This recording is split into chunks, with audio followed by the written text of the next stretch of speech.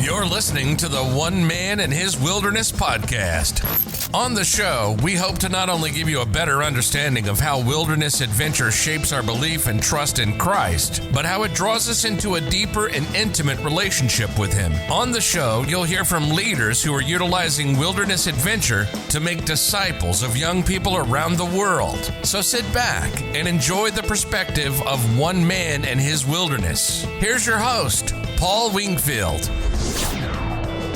Today's guest on the show is Dusty Breeding. Dusty is an adventurer, a trainer, and a minister of the gospel. He was born and raised in a rural community in Indiana, but ultimately was led to Malibu, California to pursue a bachelor's and master's degree at Pepperdine University. For the past 10 years, he has served as a minister for Pepperdine's University Church, and he is also a brand ambassador for lululemon Athletica.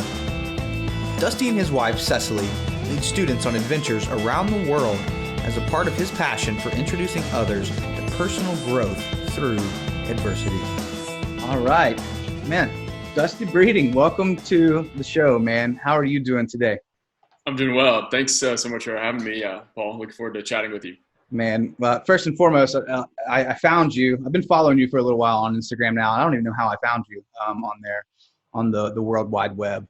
But immediately, the first thing which made me follow you, and this may be vain, I was like, he's bald, he's bearded, and he's tattooed. He's a cool guy. I've got to follow this man. Definitely trustworthy. Those are all the signs of someone being totally trustworthy, right? I once heard somewhere when it comes to guided adventures or anything with being in the wilderness, a customer will trust the man with the beard more than any other kind of facial hair, more than a mustache or a goatee. If they have a full beard, they are immediately trustworthy. So I believe it. It makes sense. I'm just saying. So, man, before we get started here, man, just tell us a little bit about yourself. I mean, you're out in Malibu, California, right? Yeah, so right now I serve as the campus and youth minister at the University Church on campus at Pepperdine University here in Malibu, California, and I'm entering my 10th year in this role. So I did my undergraduate degree at Pepperdine and did my master's degree here, and met my wife as we were students at Pepperdine, and so our whole ministry has really had its roots in this community, and we've done a variety of other things and other places, but this has really been our context for ministry for the last 10 years. Man, that's so good. Now, you didn't grow up in California. You grew up in Indiana, right? So let's get into a little bit about just your childhood growing up in Indiana. What was that like for you? Yeah, sure. Yeah, I'm originally from a small town called Andrews, Indiana. I tell everyone it's a town of 800 people and 3,000 cows. So it's a farm town. I was not a farmer. I wouldn't know how to drive a tractor if I tried, so I can't claim any connections there. But our community was very rural, very agrarian. The community that I actually grew up in, our housing area, was actually a government subsidized housing project. So a very low income community. And that was what formed, I would say, my upbringing, that context, that socioeconomic context, but also paired with the faith of my parents that I inherited just through their commitment to Christ and their commitment to the church. I grew up in that context, and I would say that framed my worldview, framed my existence. And so those things were really formative to me throughout my childhood. And I was there until I was 19, and then I moved away when I was 19. Wow. So what drew you from this little small town in Indiana to Malibu, California? Yeah, oh gosh, the long story would take more time than we have or than anyone would really care to listen to in a podcast. So to make it short, I was chasing a girl, as anyone could expect. That's what got me out of town. I dated a girl in high school, and she moved away, and I kind of chased after her, and that relationship didn't work out, but it connected me to Pepperdine University. I had never heard of it before growing up in Indiana. I didn't know anything about it, but I was living in Alabama at the time, and a friend of mine told me about this place called Pepperdine. I looked it up on the internet, and I saw this incredible photo of a college in the hills of the Santa Monica Mountains overlooking the ocean. And I said, yeah, that's where I'm going. I'm going right there. And at the time, I didn't know that it was incredibly expensive. And I also didn't know that it's like highly academic. And so I didn't know what I was getting into. I'd never been to California before. I never visited, but I applied, I got accepted, and came out to Pepperdine. And that was probably one of the biggest transitions of my life, for sure. Wow. Yeah, that's pretty amazing. Pretty typical story. I mean, for not a typical story, but for a young man to chase a woman, like that's, Yep. I totally get it. I've been there before. I know all about it. Yeah. Man, that's what a culture shock, I'm sure, too. Yeah, very much so. Very much so. And I would say in a variety of different ways, but I was ready for that. I was ready for adventure and newness, and I was ready for change. So I got all of that. Yeah. You're talking about ready for adventure. I think one thing, just in my time working with young people, that is something that almost every young person has, is just this sense of adventure in their hearts. It's why we think we're often, invincible, and we do things that probably shouldn't do. Or now that we're older and wiser, we're like, oh, maybe I shouldn't have done those silly things back then. But man, like, what really inspired that sense of adventure? Did that begin when you were younger? I mean, did you love the outdoors then, or kind of what inspired this sense of adventure for your life? Yeah. Ironically, like, I don't think I had really ever camped or slept in a tent until I was probably 22 years old. Nice. My parents weren't big outdoors people. But I think my interest in adventure was formulated by my dad and his love for movies, and his love for particularly Westerns, and also movies about like travel and movies about adventure. And so growing up in that home, I think I caught this bug for that the world was a really big place. And my dad loved the old Tarzan movies, and so I saw lots of movies about Africa. And so I was inspired to see the world, even though my parents don't travel. My dad's never been in an airplane, and he's never been in a boat. And so he's never left the country. And so I didn't have that kind of international adventure or outdoors desire until later in life. But it was definitely formulated by these images I saw on screen, and recognizing that there was way more to the world than my small town in Indiana. Yeah, for sure. That was, man, I grew up here in a little East Tennessee town. And when I moved out to Colorado, man, just the culture shock that we can even experience here in our own nation is pretty incredible, let alone when you start to travel outside of the United States. Absolutely. But I think it's something that every young person should see and should experience, because what a way to just grow your worldview, and what a way to shape your worldview outside of our little corners of our and boundaries of our towns that we live in. Absolutely. So man, when you moved to Pepperdine there, so first of all, what did you major in? I'm curious about that. Yeah. So for the most part of my academic career, I've studied religion and theology. But originally I started out going to culinary school. I went to a culinary school in Indiana before I moved. And so I have a little, it plays into a part of my adventure, I would say. And during my transition from culinary school to Pepperdine, I started a nonprofit building ovens, doing microfinance in Africa.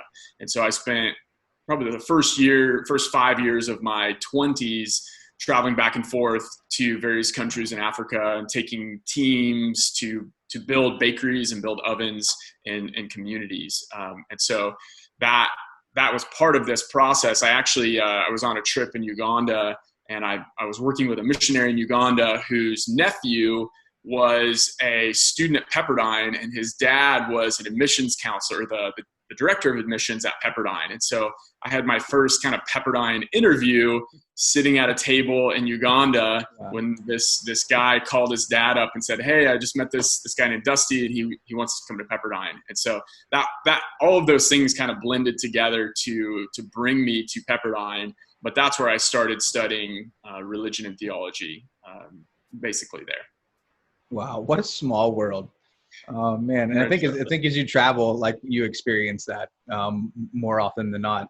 And just like for our listeners here, this is the first time I've spoke with Dusty other than Instagram. But when we were talking before we started the episode, I was telling him where I was from. He was like, "Oh, near Johnson City," and I'm like, "How have you heard of Johnson City?" And he has connections here. So the world is a lot smaller than we take it to be. Isn't there a restaurant in Johnson City that has really great like key lime pie? Yes. And you would put me on the spot in my own hometown. I'm trying to remember what Cootie Brown's. Cootie Brown's. Yes, Cootie Brown's. Yes, Yeah, Cootie Brown's. yeah, that's right. Local shout out, Cootie Brown's from Dusty Breeding himself. Man, that is so cool. And so you started this nonprofit. You're traveling back and forth to Africa. You're building these ovens. Man, what kind of connections along the way did you make there? How did you? What did that time in your life? How did that prepare you for just this new season of ministry and just investing in others? Yeah, sure. I think it taught me a lot. And as I look back, I would say one of the biggest life lessons that I learned was humility, because I feel like as I look back on that time in my life, I think we made a lot of mistakes and could have done things differently or could have done things better. And I think I learned that international development work, mission work is hard. It takes so much. It takes so much willingness to be a learner and to fail. And as I look back on that time, I see it as like a humbling time in my life, recognizing that maybe what I thought was the best way to do something was often not the best way to do something. And also just recognizing that your best intentions are sometimes, misguided or sometimes not good enough. And so I would say that season of my life was a time of humility, and I still am learning from that. And I look back on that as being a big shift in my life of recognizing that the world is really big and I'm just one piece of this, incredible world. But it was also for sure my first connection with international adventure and my first connection with spending a lot of time in airports and on airplanes. And so a lot of lessons learned about travel and about myself. I guess, I don't know if this quote is actually from Mark Twain. I think I've heard that it's really not, but they don't know who it's from. But the statement that adversity introduces a man to himself.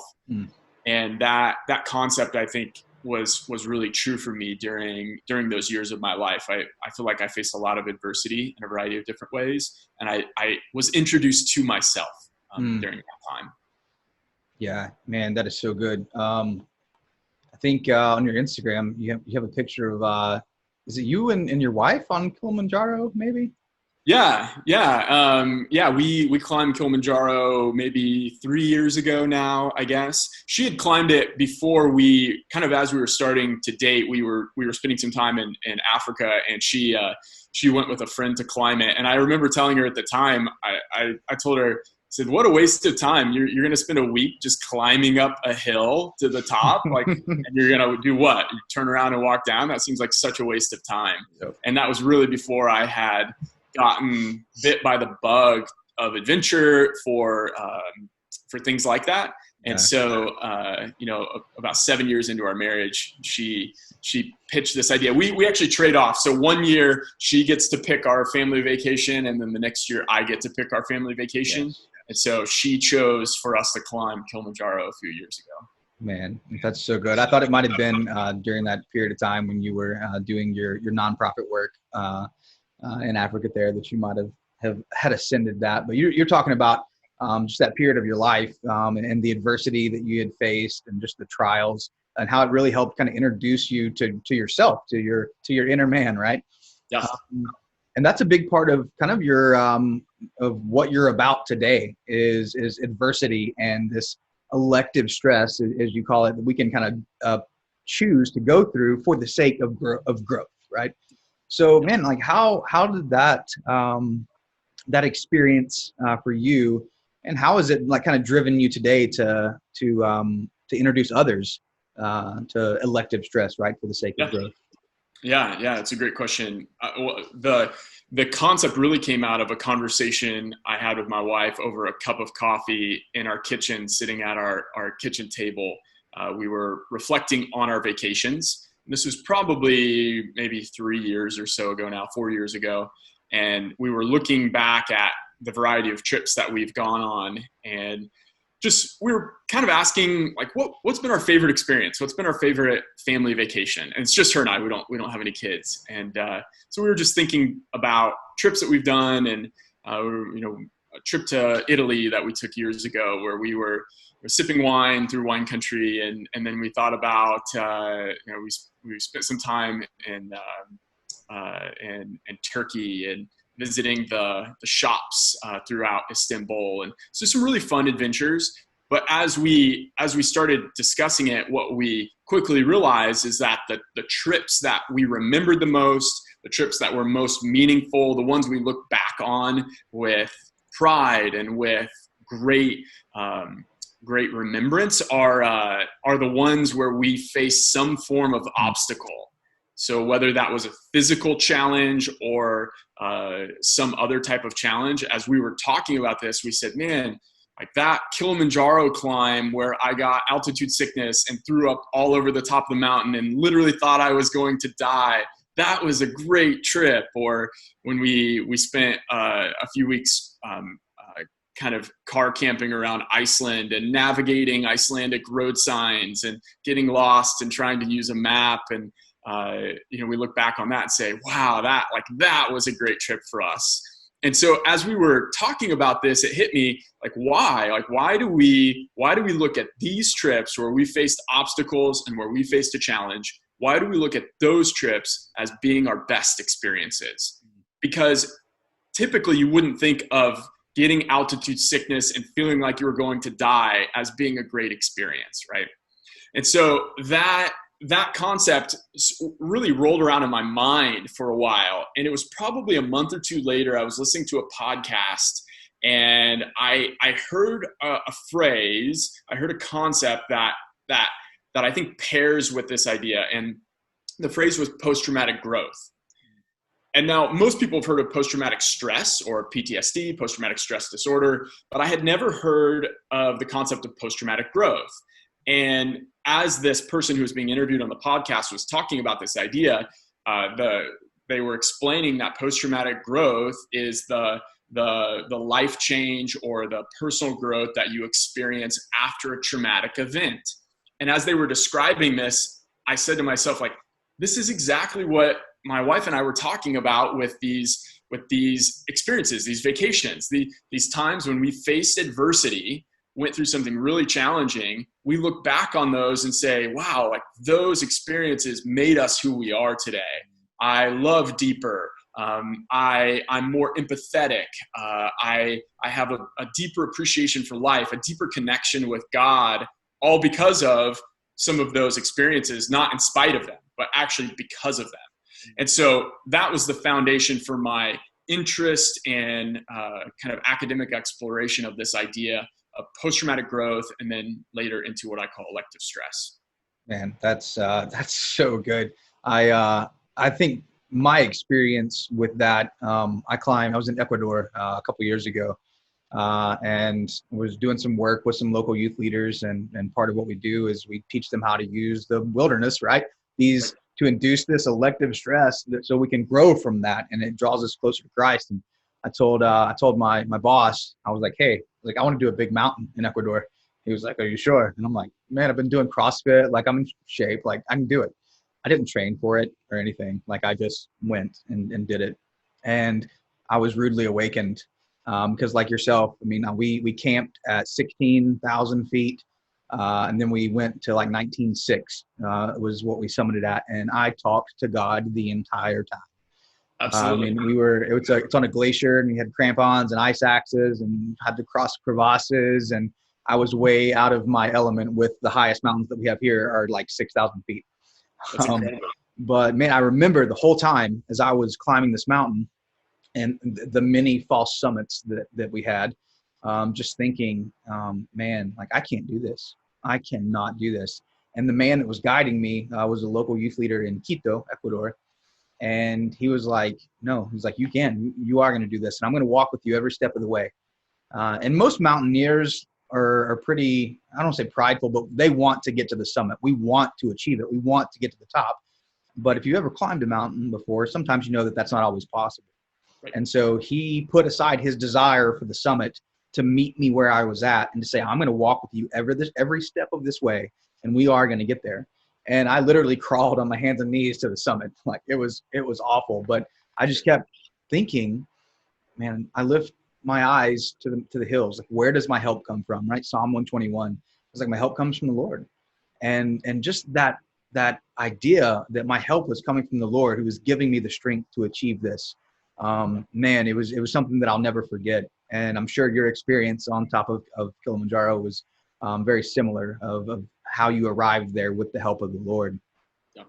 And it sounds like in your story, you did something that I think plays into what I've learned about post-traumatic growth and elective stress. You chose to pair your suffering, if you will, your challenge, with a spiritual connection to God. And I think that's one of the things that has come out in a lot of research relating to post-traumatic growth, is that not everyone experiences growth through challenge, right? It's not a guarantee. It's not just because you have experienced something traumatic that you grow. It's not a 1-to-1 ratio. For some people, trauma is merely traumatic and they don't necessarily self-report growth. But one of the elements of post-traumatic growth is your ability to connect to a higher power, connect with God, or your perception of what God would be for someone who's not Christian. That growth occurs when you can make those connections. And to me, that reminds me a lot of the concept of spiritual disciplines, right? So if you think about fasting, fasting in Christian practice is as simple as skipping a meal, but it's so much more profound than skipping a meal because of where you go with your mind, right? And your connection to God in that. But if you were to take two people and they sat down at lunch together, it's possible that one person is skipping a meal because they want to lose weight, and one person is skipping a meal because they want to have a deep connection with God. And I would say that's true as well for adventure or for adversity and challenge, that just doing hard things doesn't necessarily mean you're going to experience spiritual growth. But what you did is exactly what I think is critical to turning your adventure, turning your challenge into a spiritual discipline. And that's that intentional pairing with adversity and your connection to God. Right, man, that's such a good thought, and I've never really thought about that before. But man, like as you're talking about that, you're saying that somebody could maybe go on an outdoor adventure for the sake of going on an adventure, and it could just be a trial that they experience, and it could just be something that's traumatic to them. Whereas the other person, as they're connecting that to this relationship with God, how it does help them grow in their faith. And so I think that's where my next thought goes is. That's why it's so important for you and for I, who, as we're leading other people along and we're putting them into these situations because of the outcome that we know can happen, is that we are able to kind of steer them towards that, because not everybody will look to God, right? I think Romans 1:19 says, "For since the beginning of time, God has revealed his character to us, namely his eternal power and divine nature through that which he has made." So God reveals himself to us through his very creation. But I think verse 21 says, but some people traded the truth for a lie. And so our role as leaders in the church, as people who are leading this generation behind us, or maybe they're not even a generation behind us, but maybe they're even just infants in Christ. But for those of us that are more mature in Christ, to point them to Christ through this elective stress, and that's where that switch can be flipped. So I want to talk a little bit now about your experience with that, just in leading others on whether it's wilderness adventure or whatever that is, through that elective stress. How did you kind of segue from this being a personalized thing to saying, I need to give this to others? Yeah, I think that was really formulated in my mind on on a trip, one of our trips to Italy. We hiked Cinque Terre, the 5 cities on the coast of Italy, and there are a couple of different trail options you can take on the Cinque Terre hike. You can take, I think it's called like the Blue Trail, and it runs along the ocean, and it's pretty flat and pretty smooth. And typically people will hike for a couple hours and then they'll stay in the next city over, and then they'll do a couple more hours of hiking and then stay in the next city. And so you can turn it into a 3 to 5 day little trip. And my wife decided that she thought it would be a good idea to do 2 things. She wanted to do the whole trip in a day, so all 5 cities in a day, and she wanted to take the mountain route, which goes up and kind of crosses the 5 peaks of this hike. And so you're starting in a city and you climb up, and then you come down and then stop in the next city. And so we did this pretty challenging kind of like 1-day adventure, and we committed to drink a shot of Italian espresso in every city. So 5 shots of espresso to power us through the trip. But on this trip, we started talking about how adventures like this and challenges like this really just break you down mentally, and you become raw, right? You are laid bare by adventure and by challenge and by adversity. And that is the time that you have an opportunity to really assess who you are at your core. So not who you are after a great night of sleep, when you had a delicious breakfast and a great cup of coffee. Like, that's you at your best. That's you at your almost the stage personality or persona that you wear and show the world. But adversity and challenge, I think that reveals to you and others who you are at your deepest core. And so this trip got us talking about how it was a really challenging day, and we argued and we're mad at each other, and just the typical things that come up when you haven't eaten enough and you drink too many shots of espresso and you've been doing hard things. Yeah. And we realized, like, man, we need to bring students to have this experience, because it's hard to find things in our day-to-day life. For most of us who work in offices or are students, it's hard to find experiences that really peel back the layers to get at your core. And we've found that outdoor adventure and adversity, physical challenge is a great equalizer. You can take the fittest person in the world and someone who's never gotten off the couch, and you can scale the challenge, but both of them at the end of the day the layers will be peeled back, and they'll be able to be open and honest with who they are at their core. And so that trip, I think, really started us thinking about what it would look like to lead people in the outdoors to experience some of the growth that we've experienced. And that's so good. And that's one reason exactly what you said is, like, the wilderness, it levels the playing field. You can have the most experienced outdoor professional that there is versus, like you said, someone off the couch, and presented with the same trial, there's going to still be some element of stress that will ultimately cause growth or trauma, right? Or both, combined. So, man, with that and your kind of discovery of saying, man, I want to take students into this. I want to lead this next generation into experiencing and God through His creation, through the trials that we find in the wilderness and in adventure. And how do you do? What are some ways that you do that? How do you take young people along on the journey with you? Yeah, it's a great question. We've done it a variety of different ways, but as you're discussing, like, outdoors is the way to go, right? So we put together several different trips. We've led a couple treks across Iceland, and we have a backpacking retreat that we lead for students here. We did an Alaska trek with our high school seniors a couple of years ago. We did a Pikes Peak climb with some of our seniors a few years back. And so for us, I think what we found, kind of the secret sauce to growth and elective stress and outdoor adventure, is something that is reasonably doable for a vast majority of people. So it has to be low technical skill, but high on potential for adversity and challenge. So for example, mountaineering or climbing a glaciated peak is not a good plan for what we're trying to do, because there are so few people who are trained and prepared to do that. But backpacking and trekking, even a relatively flat trail, is a great way to get people outdoors. It can be as challenging as you want. And sometimes when we plan a trip, we'll set a weight cap. So we'll say, or a weight minimum, we'll say, all right, for this backpacking trip, everyone has to show up with a 20-pound weight in addition to the stuff that they're already carrying. Or you can scale it if someone is not physically prepared to do that. Maybe it's just a backpack. So trying to find ways to make sure that everyone experiences some adversity, but that no one is at risk for injury or something catastrophic.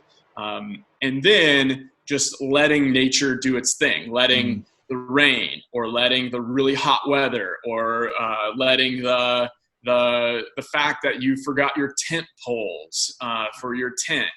All of those things are things that nature and I would say God, bring to us that makes something more challenging. And so to some extent, we set up the trip and we let God bring the adversity. Yeah. Man, that's so good. And my experience with that as well. Like, it's when you're taking people out there, like you're talking about that perceived risk versus like actual risk, right? You can rappel, and like we know we've set everything set up. It's rock solid, anchors everywhere. Like there's not a lot of risk here. But for somebody that's terrified of heights, like the risk is all of this is going to collapse and I'm going to fall to my death. And it's in those moments, which is very calculated for us as a leader. And I think that's why it's important for us as the leader to acknowledge that. And it sounds like you guys are doing a really, really good job at that perceived risk versus actual risk to help kind of induce some of that stress that is not harmful to the students, but is perceived as harmful. So, man, that's super, super exciting. We got a few more minutes here before you have to head out. Do you have any kind of story that stands out in your mind of just one time where you were maybe leading a student and they just had this moment in their mind where they just were in this fear and panic mode maybe, and then all of a sudden like they felt comforted by God? Do you have any stories like that stick out to you? That's a great question. I think it'd be easiest for me to share my experiences with that. Sure, go ahead. The times that I've learned to experience the presence of God in the moment of adversity. I guess this was last summer. My wife and I, we hiked the Annapurna Circuit, which is this big trail. It's like 150 miles through the Himalayas in Nepal, and it can take as long as 3 or 4 weeks, or if you're really rushing it, it can take a couple weeks. But about midway or 3/4 of the way through the trip, there is the Thorongla Pass, which is the highest point of the trail. It's not a mountain climb, so it's not a summit. You're actually kind of crossing through a saddle between some other mountains, but it's like 17,000 feet, so it's decently high. And I the night before, I was just hit with anxiety. There was a snowstorm that we were kind of anticipating that would be coming. A couple years ago, there were something like 30 or 40 people who were killed here on the Thorongla Pass during a snowstorm, a blizzard that came in, and people were stranded and froze to death. And so all of that's running through my mind, of course, right, as we know that we're going to get some weather. And just a tool that I have come to utilize in moments of adversity, which I think is a way of bringing God into my present moment, is just breath prayer or mindfulness or a mantra, basically, that I would create and craft, and I would turn it into essentially a breath prayer, right? And so my breath prayer for this moment, as I was laying in bed and my heart was kind of racing, thinking about the next morning and thinking about our 4 a.m. wake up and this crossing this pass and the snowstorm, or what we thought would be a snowstorm. We ended up arriving after we made it through the pass. But my breath prayer was simply to say, for his steadfast love endures forever, God is my shelter through the storm.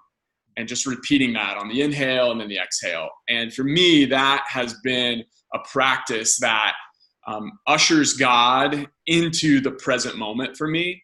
I don't believe that God exists outside of me. Like, I don't think it's, if I didn't say that, God was not present with me, but it makes me aware of God's presence in that moment.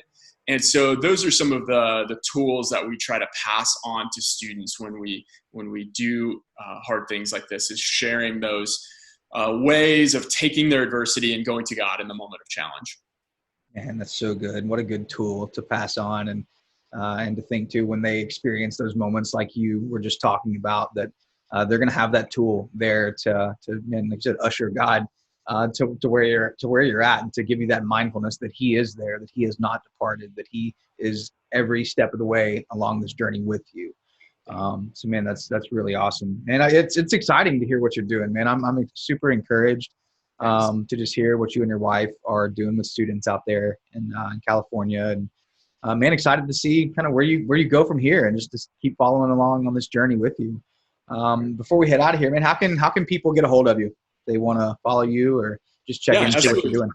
Yeah, you could connect with me. I have a website, dustybreeding.com. I do some blogging occasionally there and share a little bit more about the practice of elective stress and what it would look like to pair your adversity and turn it into a spiritual discipline. And I think that's something I'm really passionate about is if you're already doing hard things, if you're already loving being in the outdoors, if you love to CrossFit, or if you're a marathoner, how can you hack that for your spiritual growth? Mm-hmm. How can you turn marathon running and training into a spiritual discipline? And so that's really what my passion is behind elective stress, is providing tools to allow this pairing of adversity and spiritual growth.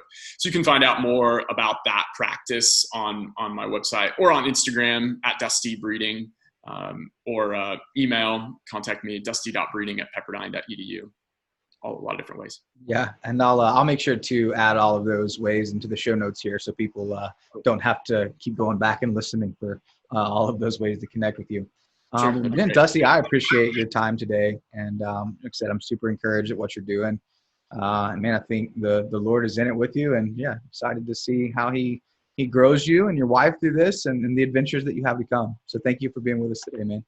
Well, thank you, and thanks for what you're doing to get the word out about adventure and spiritual growth through the outdoors.